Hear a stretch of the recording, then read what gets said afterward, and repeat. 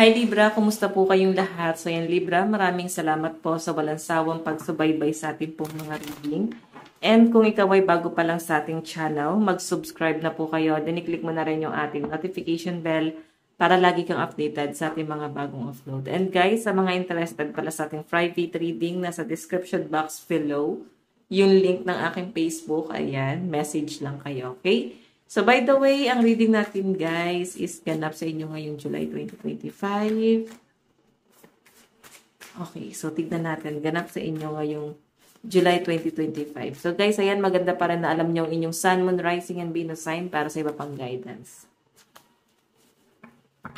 Okay. Tignan natin.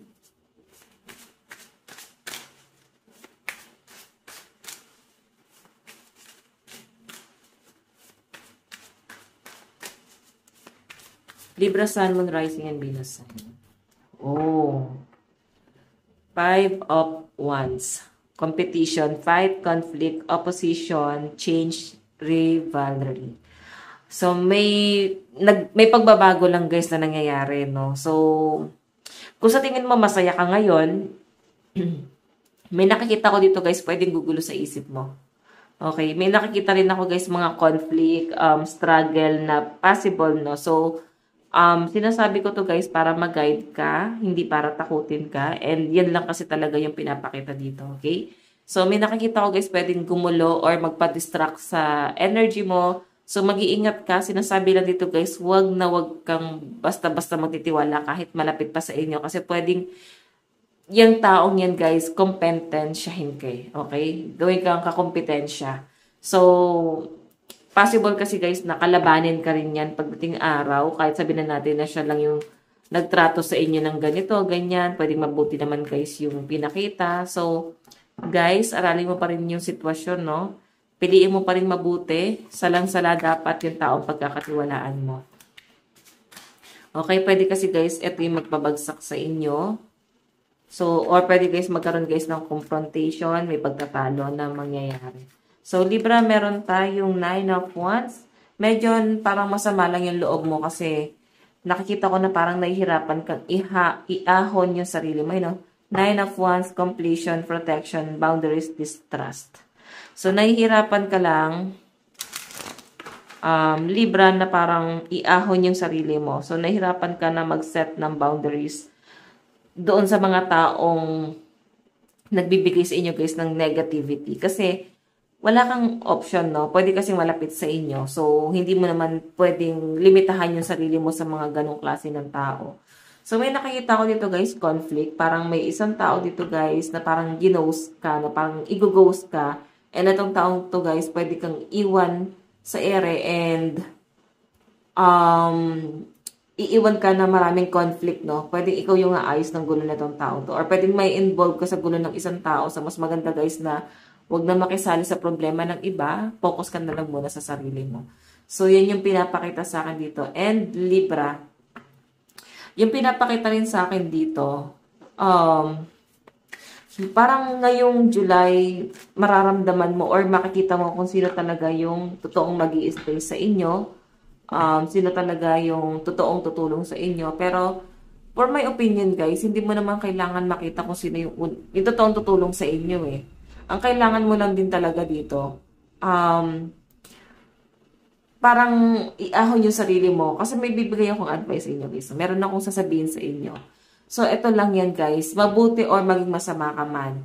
Pag may taong bumalik sa inyo or ibinigay sa inyo guys, or ibinalik sa inyo yung mga magagandang nagawa niyo para sa kanila guys, ibig sabihin guys, deserve mo kasi maganda yung ipinakita mo sa kanila and tumatanaw talaga sila guys ng malaking utang na loob. Kasi guys, may ibang tao guys na mabait naman pero bakit tinatalikuran pa rin? Kasi may something dun sa personality na parang hindi kayang i-appreciate ng taong tinulungan nyo. So, siguro,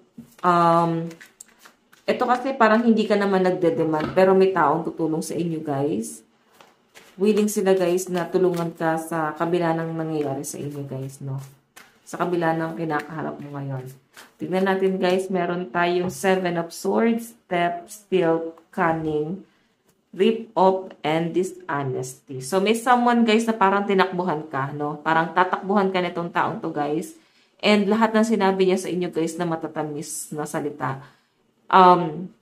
Sa isang iglap, parang bigla ka na lang, guys, tinalikuran. Bigla na lang, guys, naglaho yun. So, never nyo, guys, na imagine, kasi never mo, guys, ina-expect na pwedeng gawin sa inyo na tong person na to, no? So, someone na pwedeng mahal mo sa buhay, or pwedeng sa love life mo, never mo na imagine na pwedeng gawin sa inyo ng person mo, pero nagagawa na nga niya, guys. Or magagawa niya. So, yan, no? May nakikita ko parang huwag ka masyado magtitiwala lalo na sa pera kasi parang may pagnanakaw, guys, no? Mag-ingat ka rin, guys, sa pagpapautang kasi pwedeng hindi na, guys, ibalik. So, kung nakapagpautang ka yan, pwedeng ito yung malaking struggle mo dito. So, wag na kayo, guys, basta-basta magpapautang. Pwede naman, pero wag, guys, sobrang laki. Wag kayo, guys, masyadong mataas yung expectation mo sa taong to. Okay? Wag kayo, guys, mag-expect ng sobra sa taong yan. Tignan pa natin. Libra, Sun, Moon, Rising, and Venus sign. Meron tayong Queen of Swords, Sharpness, Thought, Leader, Intelligence, Logic, and Balance. So, matalino ka naman eh. Pero kahit matalino ka na, parang kailangan mo pa rin, guys, ng collaboration. Kailangan mo pa rin ng tulong, gabay. So, I think matalino ka pero hindi mo alam kung saan ka mag-start. Kulang ka sa action, no? So, meron tayong Six of Pentacles. May nakikita ko, guys, maraming magdedemand sa'yo ng pera talaga. Talagang yung energy mo ngayong July is iikot siya Libra sa pera. Okay, no? Kahit na parang sobrang dami ng struggle, ang dahil pa rin kayo umaasa sa inyo. Especially, pera yung iniisip dito na tong taong to. Okay? Nag-expect siya sa inyo, guys, ng tulong, pinansyal. Titignan pa natin additional message. Libra, Sun, Moon, Rising, and Venus sign. Meron tayong 10 of Cups. So, may nakikita ko dito, guys, family. So, ngayon, ang pinaka-concern mo dito is yung family mo. Kung paano mo sila isi-save. Kung paano mo, guys, gagawing kampante yung pamumuhay ng pamilya mo. Yun na lang din talaga yung parang pinagtutunan ng pansin ng mga Libra dito. And, ang pinapakita rin sa akin dito, sobrang feeling mo na disappoint mo yung pamilya mo. And especially, guys, sa gamit, parang may nakikita ko dito na parang lahat ng pinundar mo is parang walang nangyari. Okay, yun yung pinapakita dyan. Tignan pa natin, Libra. Meron tayong Ace of Wands. May nakikita ko dito, guys, travel or relocation. So, may plano ba kayo, guys, mag-relocate? Or lumipat ng bahay or magpatayo ng bahay? Bumili ng bahay, something property. Ayan, may pagsusumikap talaga ang mga Libra, guys, no? Meron tayong Chariot. Okay, so meron ako nakita rito, guys, opportunity na paparating and grabe, no? As inigagrab mo na tong opportunity na to. Okay, so tignan pa natin. Okay, so yun lang, guys. Meron talaga. Ang dami talagang opportunity paparating sa inyo. Blessed ka ngayong July, especially sa pera. Huwag ka lang, guys, basta-basta magtitiwala. Huwag lang, guys, agad, guys, mag-i-invest or magpapautang. So, kung meron ka pagkakatiwalaan, may love life kasi ako nakikita dito. So, sa love life mo, guys, wag din, no? Relationship, the lovers, is siguro sa family mo. Okay, sa family mo. So, kung walang conflict sa inyo ng person mo, sa love life mo, Libra, pwede. Pwede mo siyang tulungan. Pero kung ito, guys, pamilyado or may conflict kayo, so mahirap, guys, magtiwala. Okay, tignan natin, guys, ang inyong angel message. Message sa inyo. Meron tayong angel number 2. So, baka like na nakakita ng angel number 2. So, I am diplomatic.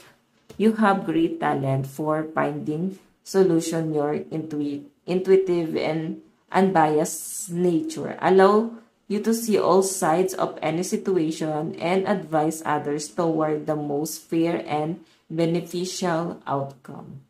So, you know, you have great talent for finding solutions. So, ayan. So, matalino kay. May nakikita rin ako, guys, madiskarte ka. Sobra. And, parang kaya mong solusyonan lahat ng problema. So, may nakikita lang ako dito, guys, Nakapokus ka sa pera, may nakikita kong pag-iipon, meron kang pinaghahandaan dito. Ayan. So, titignan pa natin. Advice para sa inyo. Nasa ba yung card natin? Ito. Libra, Sun, Moon, Rising, and Venus sign. Advice para sa inyo. Ayan. Meron tayong push yourself because no one else is going to do it for you. So, ibig sabihin, nakikita mo na ngayon kung sino talaga yung tutulong sa inyo, mag-i-stay sa inyo. Pero kahit sila guys, gusto nila na meron kang patunayan sa sarili mo kahit wala sila. No? So, sinasabi nga dito parang tulungan mo yung sarili mo kasi wala namang gagawa yan para sa inyo. Yung mga taong nakakasalamuha mo, ginaguide ka lang ng mga yan. Iga-guide ka lang nila. Pero hindi kanila guys kayang bitbitin kasi syempre baka may sarili rin naman silang problema na kinakaharap. So, in Libra, ito lang po ang inyong reading. Maraming salamat po. Bye-bye!